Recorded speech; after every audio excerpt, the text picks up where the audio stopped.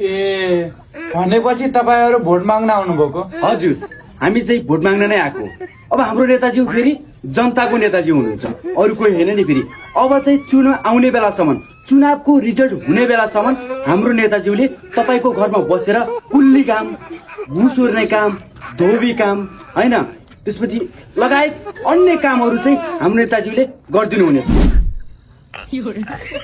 नेताज्यू, यो हराम मान्छे त सिडु खाने रहेछ क्या। ओहो, कस्तो साह्रो गटाएको। छि छि, अलि उता गर्नु नेताज्यू, कस्तो हगेको यार। थेट तेरिका। तर नेताज्यू, यो हर्का मान्छे चाहिँ बहुत कडा छ।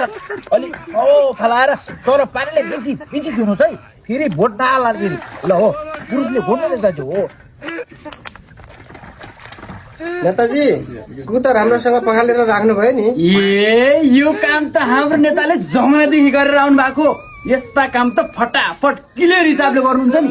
टेन्सन चाहिँ नलिनुहोस् है, मजाले। ल ल